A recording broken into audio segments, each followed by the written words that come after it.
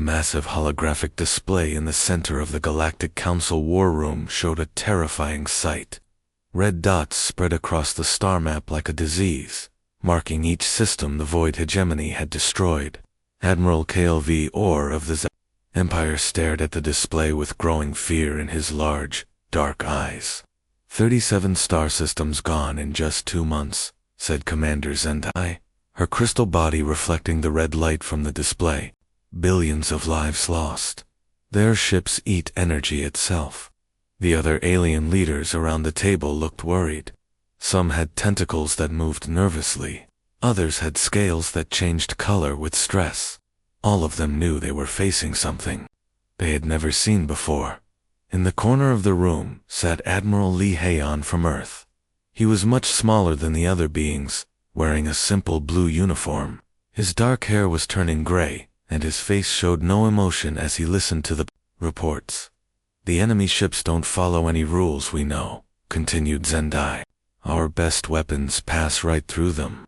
They absorb laser beams, like they're drinking water. Even our nuclear missiles just disappear when they hit their hulls. Admiral HFY's voice echoed in everyone's mind through his telepathic abilities. We must make our final stand at Kepler Junction. It's the gateway to the core worlds.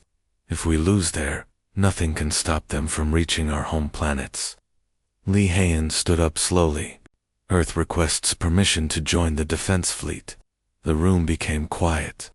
Several aliens made sounds that might have been laughter if they came from humans. With all respect, Admiral Lee, HFY said, trying to sound polite, your species is still very young. Your ships use primitive fuel rockets. Your weapons are basic metal projectiles. This battle will need our most advanced technology. A tall, thin alien with blue skin nodded in agreement. Perhaps Earth could help by carrying supplies to our outer colonies. That would be very helpful. Lee Haon's face stayed calm, but his hands made small fists at his sides. Our ships may look simple, but we know how to fight. Fighting other humans on your single planet is not the same as fighting an enemy that has conquered entire galaxies, HFY replied. Please understand, we're trying to protect you. Your ships would be destroyed in seconds. The other council members agreed. Earth would not be part of the defense fleet. Lee Haon sat back down without another word. But under the table, he quietly activated a small communication device hidden in his uniform. The message he sent was short. Council says no. Send the fleet anyway. Operation Thunder starts now.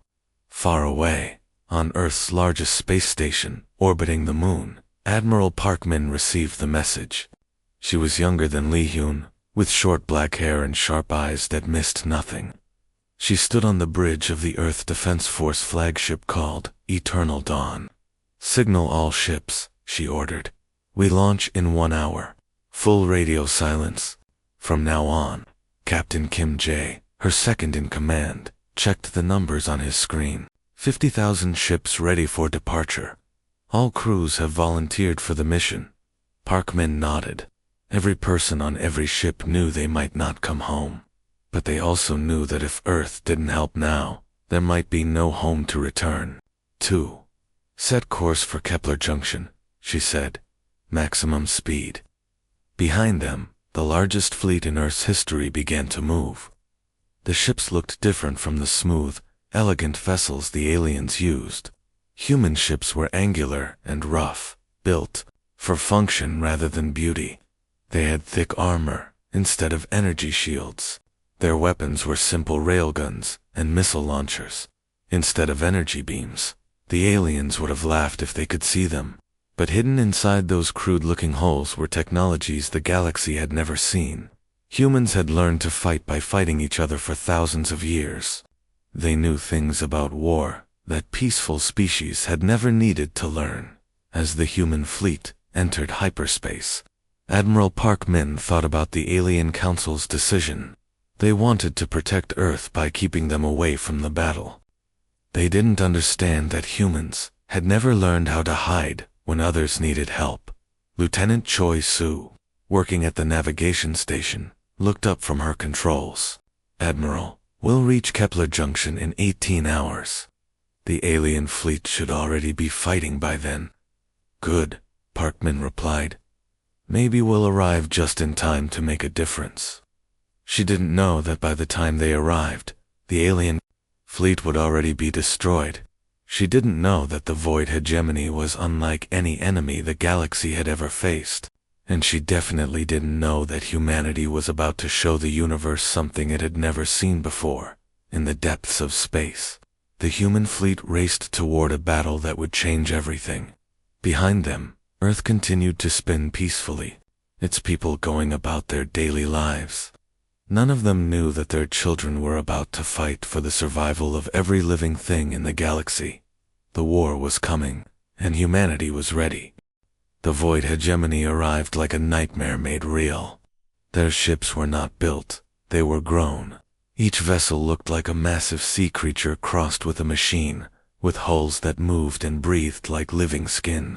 The largest ships were bigger than Earth's moon, floating through space like dark planets.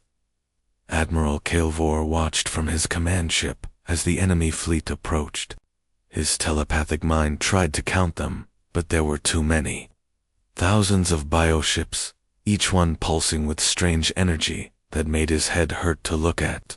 All ships, take positions, he commanded, his thoughts reaching every captain in the million-ship defense fleet. Fire when they come into range. The first battle began badly. The Alien Council's most powerful laser cannons fired streams of pure energy at the approaching enemy. The beams should have cut the bioships in half. Instead, they simply disappeared into the writhing hulls like water soaking into a sponge. Impossible, whispered Commander Zendai from her crystal ship.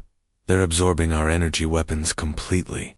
A young Karathi officer tried nuclear missiles next. The explosions lit up space with tiny suns, but when the light faded, the hegemony ships were still there. Not damaged at all. In fact, they seemed to glow brighter, as if the explosions had fed them. The bioships began to move faster now, weaving between the council fleet like snakes swimming through water. They didn't fire back at first. They didn't need to. They simply touched the alien ships with long, flexible arms that grew from their hulls. Whatever those arms touched began to dissolve. Metal turned to dust. Energy shields collapsed. Entire ships crumbled like old paper in just seconds. Kael-Vor felt the fear from 1,000 captains flooding into his telepathic mind. Ships that had fought in dozens of wars were being destroyed without even scratching the enemy. Fall back. To position 2, he ordered, but his voice was shaking now. Concentrate fire on the smaller vessels. It didn't matter. The hegemony ships moved through space in ways that broke the laws of physics. They appeared in one place, then suddenly existed somewhere else without traveling the distance between. They bent light around themselves, making targeting impossible. Captain Ziltok, of the heavy cruiser Starfairy, tried ramming one of the smaller bioships. His ship's reinforced hull struck the enemy vessel at full speed. For a moment, it looked like it might work. Then the bioship simply opened up like a flower and swallowed the entire cruiser. Ziltok's final scream echoed through every telepathic mind in the fleet before cutting off forever. Within 3 hours, the greatest fleet in galactic history was reduced to burning wreckage. Ships that had taken decades to build were destroyed in seconds.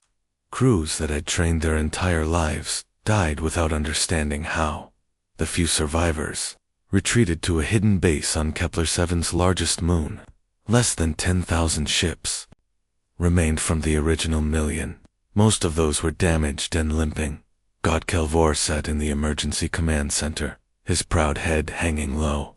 Around him, the greatest military minds in the galaxy stared at tactical displays that showed only destruction. They don't just kill, said Commander Zendai, her crystal body now cracked from the psychic shock of watching her people die. They consume, they eat matter, energy, even space itself seems to bend around them. How do we fight something like that? Asked General Morcax of the Altarian Defense Corps. His blue skin had turned pale with fear before anyone could answer. Communications.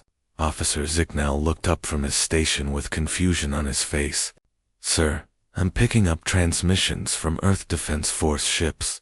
They're in hyperspace, heading directly for Kepler Junction. The room fell silent. Then several officers began to laugh bitterly.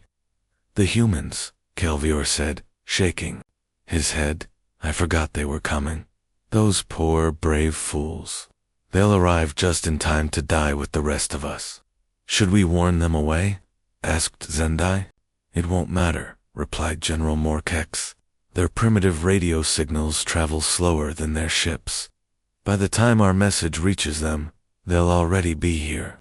Zicknell continued monitoring the human transmissions. Sir, their fleet it's quite large. I'm reading 50,000 ships. 50,000. Kelvior's telepathic voice carried surprise. I didn't know Earth had that many vessels. It won't help, said Zendai sadly. If our million ships couldn't stop them, what hope do 50,000 humans have? Their weapons are even more primitive than ours. Outside the moonbase, the wreckage of the greatest fleet ever assembled continued to drift through space, pieces of 1,000 different civilizations, all destroyed by an enemy they couldn't understand or fight. The hegemony bioships moved slowly through the debris field, their living holes absorbing the metal and energy from the destroyed vessels. They seemed to grow larger as they fed, preparing for the next phase of their advance toward the galaxy's core worlds. None of the surviving alien officers knew that the approaching human fleet carried weapons their civilization had never imagined. None of them understood that humanity had learned to fight in ways that peaceful species couldn't comprehend. The humans were coming, and everything was about to change. The human fleet emerged from hyperspace without making a sound. No radio chatter, no identification signals, no battle cries or threats. 50,000 ships appeared in perfect formation around Kepler Junction, like ghosts, materializing from the darkness. Admiral Park Min stood on the bridge of the Eternal Dawn, watching the massive hegemony bioships through her view screen. They moved like giant sea creatures swimming through space, their dark hulls pulsing with alien light. Beautiful in a terrifying way, whispered Captain Kim Jae beside her. Beauty won't save them, Parkman replied, her voice cold as space itself. Signal all ships. Activate hunting protocols. Complete radio silence until we engage. From the hidden moon base, Admiral Kelvior stared at his sensors in disbelief. The human ships had appeared so suddenly and quietly that his equipment barely detected them at first. Look at their formation, said Commander Zendai, her cracked crystal body reflecting the display lights. They're positioning for a direct frontal assault. No flanking maneuvers, no clever tactics, just ... straight ahead. The alien officers watched in growing horror as they realized what they were seeing. The humans were arranging their ships in a pattern that no civilized species would ever attempt. They were preparing to charge directly at an enemy that had just destroyed 1 million allied vessels. Are they insane? Asked General Morkex, his blue skin turning even paler. That's not warfare. That's suicide. Kelvior used his telepathic abilities to try reaching the human fleet commander. He found nothing. Either the humans couldn't receive telepathic communication, or they were deliberately ignoring him. Try radio contact, he ordered. Communications. Officer Zicknell worked at his station for several minutes before shaking his head. Nothing, sir. They're maintaining complete radio silence. It's like they're not even there. But they were there. 50,000 ships arranged in a formation. That looked more like an avalanche than a military fleet. At the front were the smallest vessels, destroyers and frigates that looked crude compared to elegant alien designs. Behind them came larger cruisers with thick, angular armor. At the back, massive battleships that seemed built from raw metal. In determination. Lieutenant Commander Oda stood on the bridge of her destroyer Iron Will, checking her weapons one final time. Around her, the crew moved with calm efficiency. No one spoke unnecessarily. No one showed fear. Railgun systems charged and ready, reported her weapons officer. Missile tubes loaded with penetrator rounds, added the tactical officer. Oda nodded. She had read the reports about the hegemony's ability to absorb energy weapons. That's why human ships carried no laser cannons or plasma guns.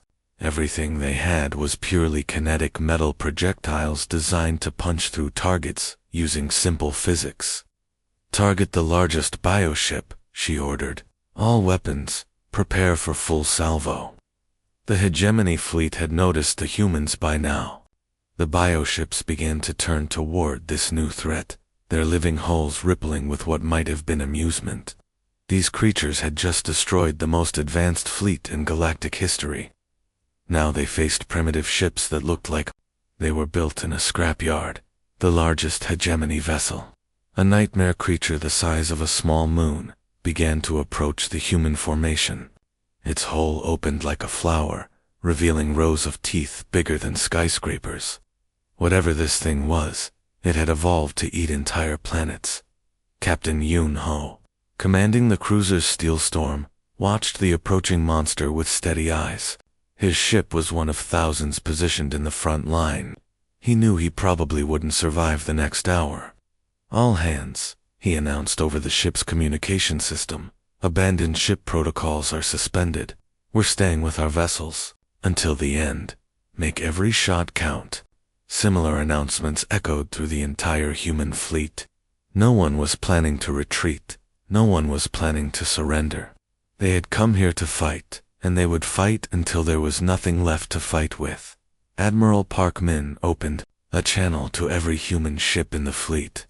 Her voice carried across space, reaching 50,000 crews who had volunteered for what everyone knew was a suicide mission. This is Admiral Park Min, she said simply. Today, we show the galaxy what Earth's children can do. We don't fight because we think we can win. We fight because it's the right thing to do. All ships, weapons free, attack. The human fleet began to accelerate toward the hegemony vessels. Not the careful, measured advance of professional military forces, but the wild charge of people who had already accepted death and decided to make it count.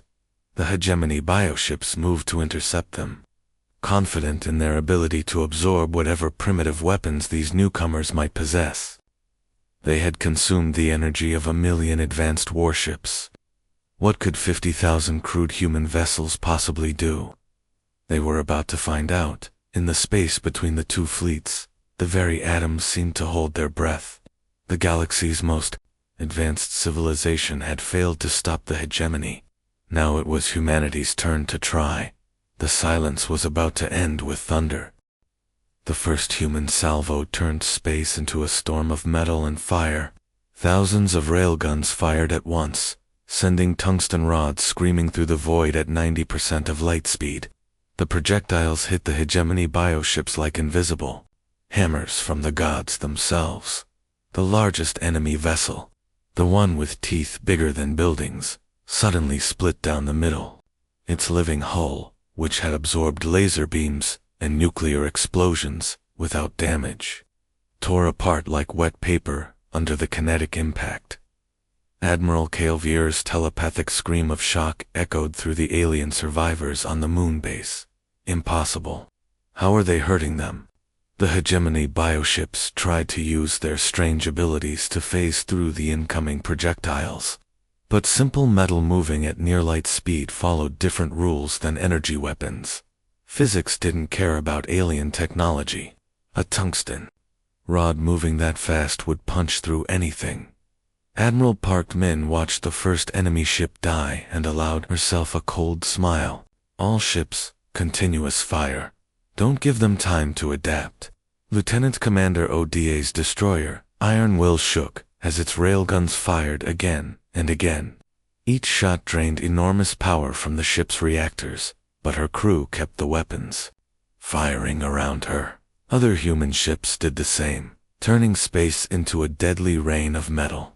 Direct hit on target 7, reported her weapons officer. Enemy vessel is breaking apart. But the hegemony wasn't helpless. The bioships began to return fire with weapons that twisted reality itself. Beams of dark energy reached out toward the human fleet, and wherever they touched, ships simply ceased to exist. Captain Yunho watched his friend's cruiser vanish in a blink of darkness. 1 second it was there, firing its weapons. The next second, empty space. All power to engines, he ordered. Ramming speed, his ship Steel Storm accelerated directly toward a bioship 3 times its size. The enemy vessel tried to phase away, but Yunho had anticipated this.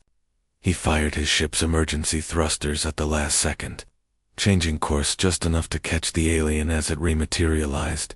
The collision destroyed both ships in a ball of fire that lit up half the battlefield. This was something the hegemony had never seen before. In every previous battle, enemy ships had tried to survive. They fought carefully, retreating when damaged, preserving their forces. But humans fought like they were already dead. When their weapons failed, they used their ships as weapons. Commander Zendai watched from the moon base with growing amazement. They maintain no reserves, no retreat formations. Every single ship is committed to attack. It's madness, whispered General Morkex. But his voice carried admiration rather than criticism. Admiral Park Min's flagship Eternal Dawn took a direct hit from a hegemony beam weapon. Half her bridge crew died instantly, and the ship's hull cracked open to space. Emergency barriers sealed the breach, but the ship was dying. Admiral, we need to abandon ship, Captain Kim Jae said, blood running down his face from a head wound. No, Parkman replied calmly. We stay with our ship. All remaining power to weapons. Her damaged vessel continued, firing even as its life support failed. The crew worked in vacuum suits, manually loading railgun rounds, when the automatic systems died. Lieutenant Commander Oda's destroyer had lost both engines and was drifting helplessly through space. But her railguns still had power. Manual targeting, she ordered her crew. Use the ship's rotation to aim. Fire everything we have left. Her ship spun slowly through space, firing its final shots at the enemy. When the weapons ran out of ammunition, Oda ordered the crew to fire the ship's anchor chains, maintenance pods, even pieces of the hull itself, through the railgun barrels. The battle became a storm of metal and determination. Human ships that should have retreated kept fighting. Crews that should have surrendered found new ways to hurt the enemy. When Captain Lee Sung's battleship lost all weapons, he used the ship's gravity generators to pull a damaged bioship into a collision course with another enemy vessel. The tide began to turn. The hegemony bioships, designed to fight civilized opponents who valued their own lives, couldn't adapt to an enemy that treated death as just another weapon. Every human ship destroyed took at least one enemy vessel with it, and often more. Admiral Park Min, her uniform torn and her face covered in soot, broadcast a message on all frequencies. Her words reached not just the human fleet, but every surviving alien in the system. This is Admiral Park Min of Earth Defense Force, she said, her voice steady despite the chaos around her. We are humanity's children, and we don't fight to win. We fight until there's nothing left to fight with. A massive hegemony command ship tried to retreat, but Captain Kim Jae's crippled cruiser intercepted it. His ship had no weapons left, no shields, no life support, but it still had engines. For Earth, he whispered, and drove his vessel straight into the enemy's core. The explosion was visible from 3 star systems away. One by one, the bioships began to fall. Not to superior technology or clever tactics, but to simple human stubbornness. The galaxy watched in amazement as 50,000 primitive ships fought an enemy that had seemed unbeatable. The hegemony had conquered 1,000 civilizations, but they had never faced anything like humanity before.